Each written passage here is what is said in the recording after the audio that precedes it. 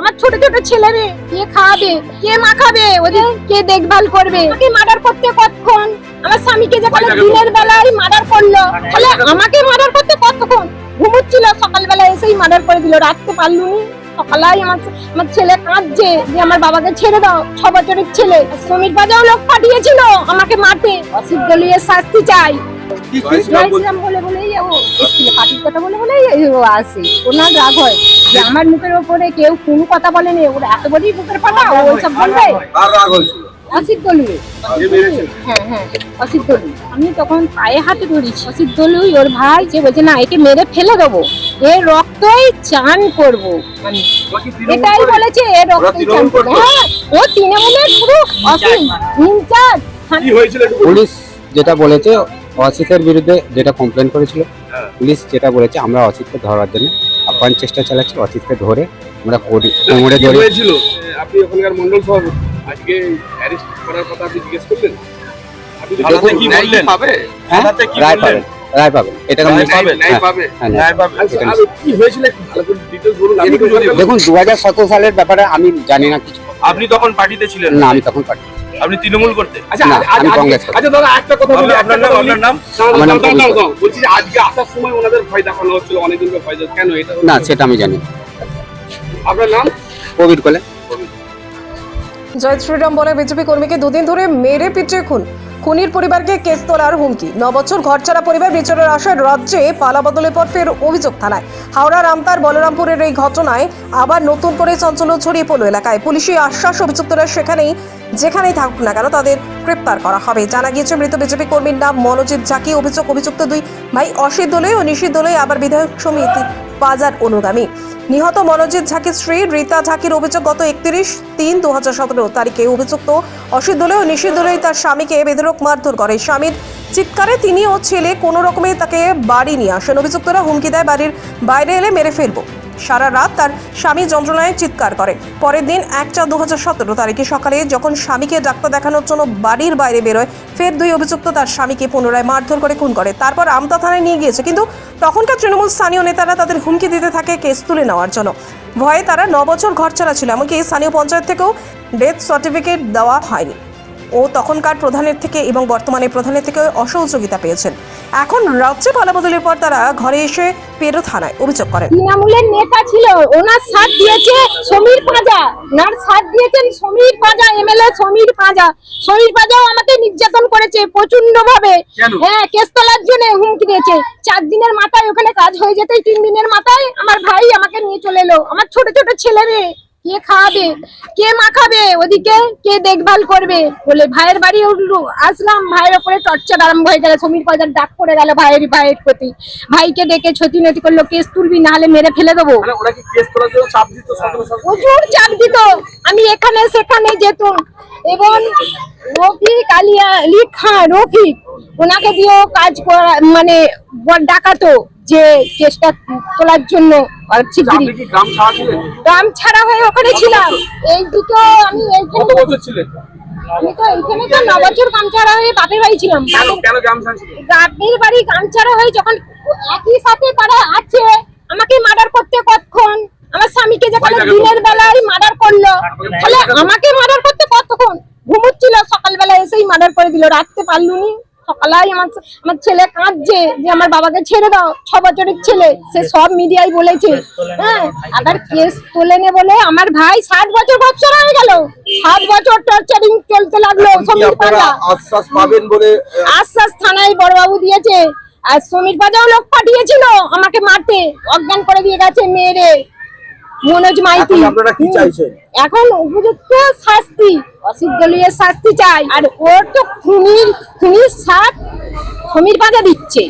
এক মার্ডার করে ওনার বাড়িতে চলে গেছে, ওনাকে বাঁচাবে বলে। হ্যাঁ হ্যাঁ, বিচার পাইনি তো। মুখ্যমন্ত্রীর কাছেও গেছিলাম, ওখানে মুখ্যমন্ত্রীর দরজায় গেছিলাম। কিন্তু হ্যাঁ, এই কিছুদিন আগে 2বার চলে যায়, 3বার চলে যাওয়া হয়েছে। আমি দেখা পাইনি। আমি না দেখা পাইনি, আমি গেছি 3বার গেছি ওখানে। হ্যাঁ হ্যাঁ, সল্টলেকে আমি গেছি। আমি জানি একবারটা আমার দেখা করবো। আমি অনেক কষ্ট করেছি। আমার সার্টিফিকেট ঘাট ধাক্কা দিয়ে আব্দুল কালাম বের করে দিয়েছে। সার্টিফিকেট দেয়নি, আমার ছিল আব্দুল কালাম। আবুল কালাম। হ্যাঁ, উনি সার্টিফিকেট দেয়নি, মৃত্যু সার্টিফিকেট। যেটা অঞ্চল থেকে বেরোয় ডেথ সার্টিফিকেট উনি দেয়নি এখনো আমাকে। দেয়নি? এখনো বলেছে দেবো, গেছিলাম বলেছে দেবো, কিন্তু মানে আমাকে এত 2017 বছর মারা গেছেন, এখন আপনি আপনার না স্বামীর death না certificate না পাননি। না না আমি যে কেন কেন তাড়িয়ে দিচ্ছে, ওটাও দেবে না, কেস তোলে না বলে। ভয়ে, তৃণমূলের হ্যাঁ হ্যাঁ হ্যাঁ হ্যাঁ হ্যাঁ হ্যাঁ পঞ্চায়েত প্রধানের নাম কি? হ্যাঁ, প্রধানের আব্দুল কালাম, কোন পঞ্চায়েত ছিল? কোন পঞ্চায়েত? দীপক পঞ্চায়েত ছিল ওখানে। কোন পঞ্চায়েত ওটা? ফসলপুর অঞ্চলে। ওটা কি তৃণমূলের পঞ্চায়েত? হ্যাঁ, তৃণমূলের পঞ্চায়েত। কিন্তু এতই নির্যাতন করেছে, ঘরেতে অজ্ঞান করে দিয়ে গেছে মেরে, মানে ভাইদের ঘর ভাঙচুর আপনি এই করেছে। নতুন সরকারের মানে কাছে কি আবেদন করবেন? আমি নতুন আবেদন করছি মুখ্যমন্ত্রীর কাছে যে আমি ন্যায্য বিচার চাই, অসিত তলুই নিজিত তলুইয়ের ওনাদের সাজা চাই। আমি এটাই আমি মুখ্যমন্ত্রীকে আজকে যখন আপনি জানাবো আসছিলেন, আপনাকে যে কি ভয় দেখানো হচ্ছিল? না, আমি তো এসছি ফুটপাথ থেকে, ওটা গ্রামে নাকি করেছি বলছে। মানে লোকজনকে আসতে দিচ্ছিল না, কি বলছিল বলুন? তারা ভয়ে বলছে এই থানায় গেলে কেস কাটারি হবে আর হবে, কে বলেছে ওই জন্য আসেনি সবাই। বলেছিল কাছে মানে মানে ভয় দেখাচ্ছে। হ্যাঁ হ্যাঁ, অসিতের হয়েও তো কিছু আছে, মানে অসিত নেতা, হ্যাঁ, কিন্তু অসিত যাতে সাজা পায় আমি নতুন মুখ্যমন্ত্রীর কাছে আমি জানাবো যে আমি আপনার নাম? আমার নাম রীতা ঢাকি, আমার নাম রীতা ঢাকি। আমার স্বামী হয়, আমার মনোজিৎ ঢাকি আমার স্বামী হয়। টিএমসি হাজমাদ্রা ওই অসিত দলীয় নিষিদ্ধ দলীয় সমীর পাঁচার অঙ্গন হেরনে মার্ডার করে। তারপরে আমি ওই উদয়নপুর ভিডিওতে বিসিডব্লিউ দপ্তরে কাজ করতাম, আমাকে বলে যে কেস তুলে নিতে হবে, না নিলে মেরে ফেলে দেবো আর চাকরি চলে যাবে। আমি বলছি আমার চাকরি যায় যাক, কিন্তু আমি কেস তুলতে পারবো না। আমার ডায়ুকে যেভাবে মারা হলো, হ্যাঁ, তার আমরা বিচার চাই বলতে আমাকে ঘর ছাড়া করে দিল এখান থেকে। আমার বাড়ি আছে ফুটপাথ, ওখান থেকে আমাকে ঘর ছাড়া করে দেয়। আমি দীর্ঘ 7 বছর বাড়ির বাইরে ছিলাম, বাইরে কাটাতাম। তো তখন বাড়ি ঢুকলেন? এই ভোটের আগে ঢুকেছি, যখন ভোট হতো তার আগেই ঢুকতাম আমি। এর 2021-এ ভোটে এজেন্ট হয়েছিল বলে আমার ভাই আমাদের বাড়ি ভাঙচুর হয়। আমার দিদিকে ঘরে গিয়ে প্রচুর মারধর করে, আমরা ঘর থেকে পালিয়ে যাই। আমাদের মানে ঘরদর ভেঙে দেওয়া হয় পুরো। এজেন্ট হয়? বিজেপি পার্টি এজেন্ট হয়। কারা আপনাকে ভয় দেখায়? কোন পার্টি হ্যাঁ, থেকে মারধর? টিএমসি থেকে মারধর করে। এমনকি সমীর পাঁজা মিটিং করে পর্যন্ত বলেছে যে ওই মহিলাকে আর ওই ভাইকে যেখানে পাবি মেরে ফেলে দিবি, ও কেউ কিছু আমার করতে পারবে না, এই পর্যন্ত বলে রেখেছিল। আপনারা এখন কেন এসেছিলেন? এখন আমরা ন্যায় বিচার চাইতে এসেছিলাম, যাতে আমরা অভিযোগ করলেন? হ্যাঁ অভিযোগ করলাম। এতদিন পর্যন্ত ওয়ারেন্ট পর্যন্ত ইস্যু করেছিল না থানার পুলিশ, দীর্ঘ 9 বছর, আজ 9 বছর হতে চললো। যখন 4 তারিখে জেতার পরে আমরা থানায় যাই, থানার বড়বাবু আমতা থানায় যাই, আমতা থানার বড়বাবু বলছে যে আমরা তো জানিই না এইসব কি কেস হয়ে আছে, কিছু কেস আমার কাছে নেই, ওয়ারেন্টও পর্যন্ত ইস্যু করেনি। সে 3টে থানা ওকে ইনচার্জ করে রেখেছিল সমীর পাঁজা। হ্যাঁ, সে থানার সঙ্গে থানায় ঢুকছে বেরুচ্ছে, হ্যাঁ, অথচ ইনচার্জ করে রেখেছিল এই অসিত দলীয়কে। হ্যাঁ, আসামি অসিত দলীয়কে ইনচার্জ করে রেখেছিল। সে থানায় ঢুকছে বেরোচ্ছে, কিন্তু তাকে ধরে নেয়। এখন বলছে তাকে ধরতেই পারছে না, দেখতেই পাচ্ছে না, অথচ সে ভোটের আগে পর্যন্ত থানায় ঢুকেছে বেরিয়েছে। হ্যাঁ, তার অর্ডার ছাড়া কোনো কেস হবে না, হ্যাঁ, তার অর্ডার ছাড়া কোনো কেস নেওয়া যাবে না, এরকম চলতো তার। এমনই একজন ছিল, মানে আসামি ছিল। আপনারা কি আশ্বাস দিলেন? হ্যাঁ, আজকে বড়বাবু আশ্বাস দিল যে অ্যারেস্ট করা হবে, যেখানেই থাকুক সে অ্যারেস্ট করা হবে। আপনার নাম? মুখ্যমন্ত্রী একদম কঠোর হয়ে আছে, আপনি কি মুখ্যমন্ত্রীকে কিছু জানিয়েছেন? হ্যাঁ, গিয়েছিলাম, ওনার দরবারে গিয়েছিলাম, কিন্তু দুর্ভাগ্যক্রমে ওনার সঙ্গে দেখা হয়নি। ওনাদের যারা আছে ওই শিবিরে, সেখানে তাদের সঙ্গে কথাবার্তা হয়েছে, তারাও আশ্বস্ত করেছিল।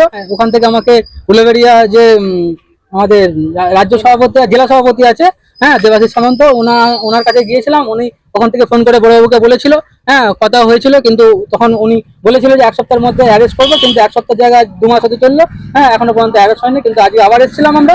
হ্যাঁ, এখন বড়বাবু বললো যে যেখানেই থাকো আমরা অ্যারেস্ট করবো। পালা বদল হয়েছে, নতুন মুখ্যমন্ত্রী এসেছেন, আশ্বাস কি আছে? হ্যাঁ, আছে তো, অবশ্যই আছে। এতদিন কেসটা তুলিনি কেন? কারণ আমরা জানি এই অন্যায়ের আমরা বিচার পাবো, তাই জন্য এতদিন অনেক কিছু মানে ত্যাগ সহ্য করে আমরা বাইরে কাটিয়েছি, চাকরি ছেড়েছি, বাইরে কাটিয়েছি, তবুও কিন্তু এই কেস আমাকে তোলাতে পারে না। এই ভোটের আগে পর্যন্ত, হ্যাঁ, পুরপাটের রফিক আলী খাঁ আমাকে ডাকিয়ে বলেছিল যে কেসটা এমএলএ তুলে নিতে বলেছে, না হলে কিন্তু অসুবিধা হবে ভোটের পর। আমি তো ঘর ছাড়া ছিলাম না, আরো থাকবো, কিন্তু আমি এই কেস তুলবো না। হ্যাঁ, তোরা যা পারিস করিস, করে নিয়ে যা, এটা বলে আমি ওখান থেকে বেরিয়ে গেছিলাম। আমার নাম বিশ্বজিৎ দলি। আপনার কে হয়? আমার দিদি আর যাকে মার্ডার করেছে আমার জামাইও। এখন পর্যন্ত বিচার পায়নি? সেটা এমএলএ ক্যান্ডিডেট, এমএলএ দেখুন, 2011 পর থেকে, এই তৃণমূল সরকার আসার পর থেকে আমাদের এই উদয়নপুর বিধানসভায় সমীর পাঁজার অঙ্গুলি হেলন ছাড়া কোনো কাজ কেউ করতে পারতো না। একটা ডায়েরি করলেও ওই পঞ্চায়েতের সভাপতি না বললে কোনো সাধারণ মানুষ ডায়েরি করতে পারতো না। তো এই অসিত দলই ছিল ওই পঞ্চায়েতের সভাপতি। তো সেই অবস্থায় 17 সালে এই মনোজিৎ ঢাকি ওই জয় শ্রীরাম বলা নিয়ে কোনো একটা ঝামেলা হয়, কিন্তু উনি বলেছিলেন যে আমি জয় শ্রীরাম বলবো, আমার ধ্বনি আমি বলবো। এই অবস্থায় ওনাকে ওই অসিত দলই এবং তার সাঙ্গপাঙ্গ নিয়ে ওনাকে খুন করা হয়। এবং তারপরে যেহেতু আমরা বিরোধী বলে আমাদের কিছু কথা থানা প্রশাসন কোর্ট কেউ কিছু শুনতো না, এবং আমরা নিজেরাও ভয়ে বিধ্বস্ত থাকতাম যে আমাদের না ক্ষতি হয়ে যায়। ওই মনোজিৎ ঢাকির ওয়াইফকে ওইখান থেকে তাড়িয়ে দেওয়া হয়েছিল। আমাদের কারোর ক্ষমতা ছিল না যে ওই ফ্যামিলি ওইখানেই থাকবে সেই ব্যবস্থা করার। আমরা বহু কিছু যখন কিছু করা হয়েছিল, কিন্তু আমরা কিছু করে উঠতে পারিনি। তো বর্তমানে 4 তারিখে সরকার চেঞ্জ হওয়ার পরে আমরা উনি এসেছেন মনোজিৎ ঢাকির ওয়াইফ, আমরা ওসি সাহেবের কাছে গিয়েছিলাম। ওসি সাহেব কথা দিয়েছেন যে উনি যেখানেই থাকুক, পাতলে থাকলেও আমরা খুঁজে বার করব। না, এখনো প্রকাশ্যে ঘুরে বেড়াচ্ছে, কি বেড়াচ্ছে আমাদের খবর নাই। ভোটের দিন পর্যন্ত ছিল, ওসি সাহেব কোশ্চেন করলেন যে ভোটের দিন পর্যন্ত ছিল না, রেজাল্ট বেরোবার আগের দিন পর্যন্ত ছিল, আমাদের কাছে খবর আছে। 4 তারিখ থেকে কোথায় কি আছে আমাদের কাছে খবর নাই। তো যেহেতু এটা আপনাদের প্রশাসনের দায়িত্ব, আপনারা প্রশাসনিক দায়িত্ব নিয়ে অসিত দলকে খুঁজে বের করে ওনার শাস্তি দেওয়ার ব্যবস্থা করা হোক। উনি কথা দিয়েছেন মনোজিতের ওয়াইফকে যে আমরা ওনাকে খুব তাড়াতাড়ি শীঘ্রই ওকে অ্যারেস্ট করে চেষ্টা করছি। আপনাদের তরফ থেকে দাদা ওনাকে যথেষ্ট সহযোগিতা করা হবে তো?